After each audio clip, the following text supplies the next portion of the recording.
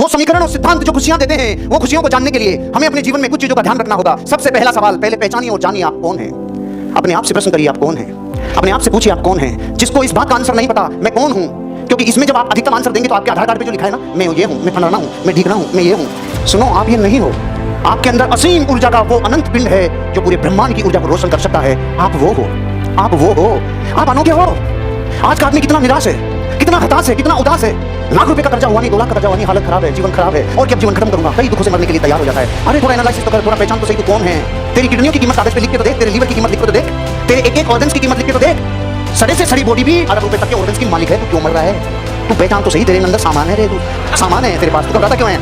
मरने की बातें क्यों करता है? खुश रहना, खुश रहना। अरे अंदर बहुत है जीवन में, ऊर्जा से लबरेज हो, लेकिन ऊर्जा को चलाना होगा, ऊर्जा को काम करवाना होगा, ऊर्जा को दोहन करना होगा, अपने को पहचानना होगा, अपनी तरफ झांकना होगा। जो दूसरों की थाली में खाते हैं, उनसे सबसे बड़ी भूल पता है क्या होती है? उनको खुद की पहचान करने की ताकत नहीं मिलती। जानो अपने आप को, पहचानो अपने आप को। आपकी अंगुलियों के निशान विश्व में किसी से नहीं मिल रहे, तो ये खूबी आप में है जो किसी में नहीं है। आप में कुछ ना कुछ ऐसा है, आपका चेहरा धरती पे किसी से नहीं मिल रहा, कुछ तो यूनिक है जो आप में है और किसी में नहीं है।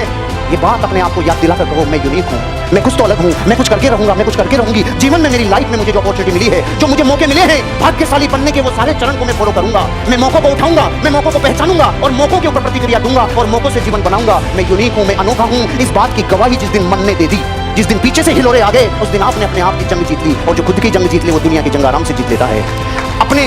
अपने आप को अन्य सभी से ऊपर स्वीकार करो। अपने आप से जब पूछते हो ना आप कौन है, अपने आप को कभी किसी से कम नहीं समझो। अपने आप को कभी किसी से कम नहीं समझो, क्योंकि एक चीज का ध्यान रखना, जब इंसान अपने आप को औरों से कमजोर समझने लगता है, अब उसकी ओरिजिनल ताकत बाहर नहीं आ पाती। उसकी जिंदगी में जो उसकी वास्तविक क्षमताएं हैं, वो कभी भी बाहर नहीं निकल के आ सकती। अपने आप को औरों से कभी भी कम नहीं समझना, कम नहीं समझना। ज्यादा भले ही समझो चाहे मत समझो, कम नहीं समझना। अपनी जिंदगी में कोई भी आदमी जो परफेक्ट बोल रहा है अपने आप को, अंदर से यकीन दिला देता हूं आपको, परफेक्ट वास्तविकता नहीं है। क्योंकि इस दुनिया में जब परफेक्शन की तरफ आप जाओगे, तो हर परफेक्ट के ऊपर एक और परफेक्ट मिलेगा, हर बापू के ऊपर एक और बापू मिलेगा। इसका सीधा सा आंसर है, परफेक्शन के चक्कर में मत लगा रे, जो तू है वैसा ही लग जा। कोई परफेक्ट नहीं है दुनिया में, सब कुछ स्वीकार कर लो। जो दुनिया में आपको मिल रहा है ना, कितनों को, कितनी चीजों को आप कहोगे नहीं नहीं नहीं नहीं, जैसी परिस्थिति मिल रही है कबूल कर लो। जैसा स्वीकार है प्रकृति से जो मिल रहा है, उसको स्वीकार कर लो। क्यों? क्योंकि जो फैक्ट है उसको स्वीकार नहीं करते तो तकलीफ ज्यादा होती है। अगर आपको खुशी चाहिए, अगर जीवन में खुशी चाहिए, तो पहला लेसन, खुद को पहचानो। जीवन में जो मिल रहा है उसको स्वीकार करो। खुद को पहचान लिया तो जग जीत लोगे। स्वार्थी बनो। ये बात का मतलब वो वाला स्वार्थी नहीं है कि दूसरों से छीन रहे हो। ये वो स्वार्थी का मतलब है, पहले खुद का कल्याण कर, जगत का कल्याण अपने आप हो जाएगा। अन्य सभी का उपयोग दर्पण के रूप में करो। विश्व में जितने लोग आपको मिले ना, उनका उपयोग गालियां देने के लिए नहीं, ईर्ष्या करने के लिए नहीं, उनसे कुछ छीनने के लिए नहीं, दर्पण की तरह उपयोग करो। दर्पण की तरफ देखो, दर्पण की तरह उनमें से अपने को झांको, उनमें अपने आप को देखो, उनसे अपने जीवन में क्या लेसन मिल सकता है वो सीखते चलो।